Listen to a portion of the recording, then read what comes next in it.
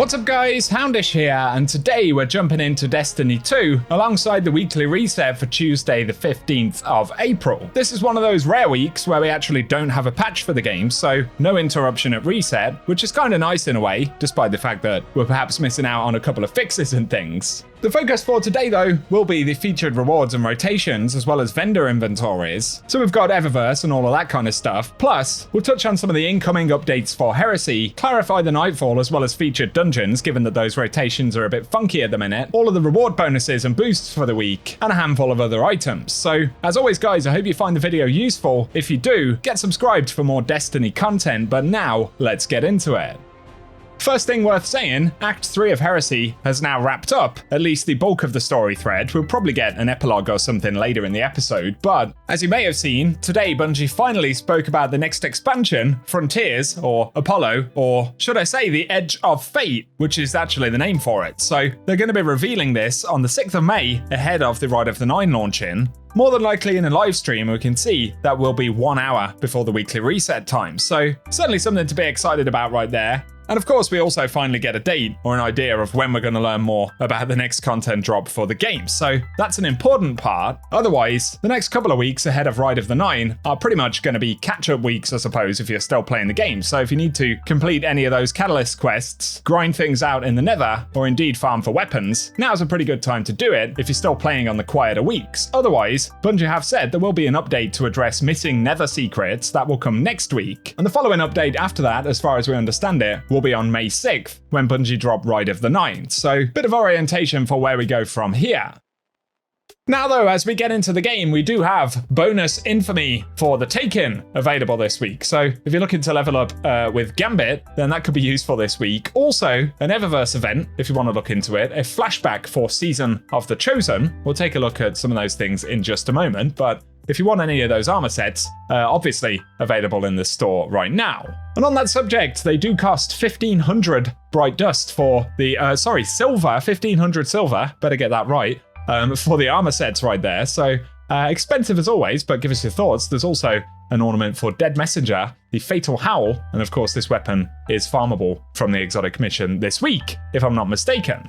For bright dust items though, we have the Sweetheart Dance exotic emote available here for 3,250 bright dust this week. Very nice indeed. Also, an exotic ship, the Glacier Invincible, the stasis themed exotic ship, I guess right there, available in the store, and that one is 2,000 bright dust, so nice to get that. Then we have the Catch Flight entrance, which is 450 bright dust, and for shaders on the front page, firstly, Ancient Republic is available this week. As always, these cost 300 bright dust, and then we've got Safety First also available on the front page, but we'll move over to the main bright dust section right here. We've got the Red Carpet exotic emote available for 3,250 bright dust. That is a new one for episode Heresy right there. Pretty cool. There's also the Penguin Dance, another new one for the episode, available right here with some cool sort of changing colors, RGB colors going on in the particle effects there for 700 bright dust. And then the Tagged Shell is available for 2,850 bright dust. Another new one for the season. So we're getting a bunch of Heresy items. Also the Mural 04 is available here as well. That one will cost 2,000 bright dust. But then there is Omen of Saturn, the exotic sparrow here for 2,500 bright dust. The Telesto themed one, of course. And then we've got the Oathsworn ornament for Wishender available right here for 1,250 bright dust. Pretty cool looking one from back in Revenant, so let us know if you'll pick it up. Otherwise, we have the Daily Bread projection available for 1,500 bright dust, expensive as always. But for the last set of shaders, Butterbark is available once again this week. These are 300 bright dust as always.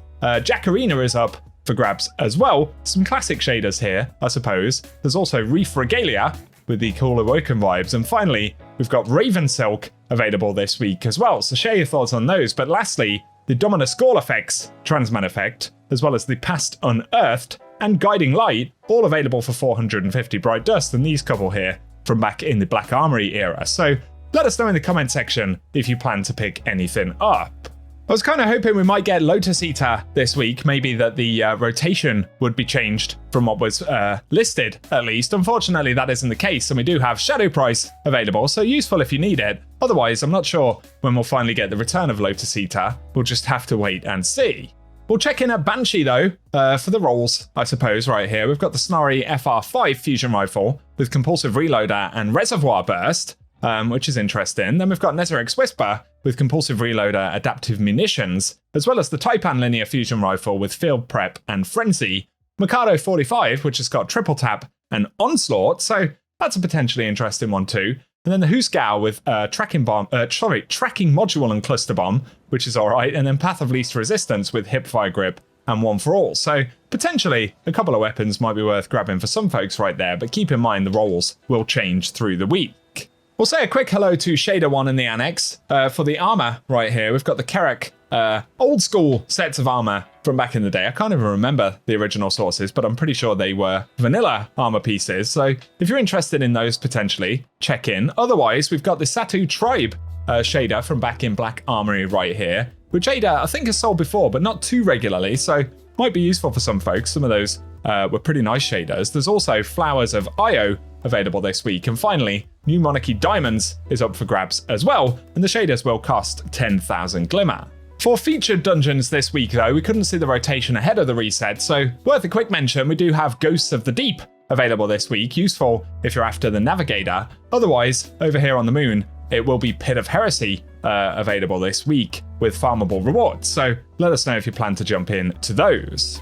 Our final few mentions though, this week in terms of raids, we do have Deepstone Crypt where we can get the Eyes of Tomorrow, and Root of Nightmares which will drop conditional finality, and the good thing is that they're completely farmable this week. So if you're still after the exotics and you can jump in, it's a good time to do so. Otherwise, the exotic mission featured this week is Vox Obscura, so if you need Dead Messenger or any of its upgrades, that's another thing we can get this reset. Our final mention is for Lost Sectors featured this week, and for today, we've got Thrillerdrome on Neomuna, which will be followed by the Broken Deep on the Pale Heart for the 16th of April, and Blooming Deep for the 17th. After that, we'll get Bunker E15, then on the 19th, Perdition, with the Cosmodrome featured for the 20th, and we'll see Val's Labyrinth, and then finally Exodus Garden 2A on the 21st. So if you need to farm any of those for world weapons or chances at exotic engrams, that is the rotation. For now though guys, that is what we have to speak about today, so thank you as always for tuning in. I hope you found the video helpful. Safe to say the support here on the channel really does help me out, so I appreciate that. Let us know down below if you're jumping in and getting anything done with the reset this week. And as always, given that we do have plenty of news to cover in the coming months, firstly for Ride of the Nine and the upcoming updates, and then of course for Frontiers. Yeah, if you want to stay posted on all of that, get subscribed and hit the notification bell, as that would also really help us out. But otherwise, for the moment, cheers for everything, and I hope you guys have an awesome day.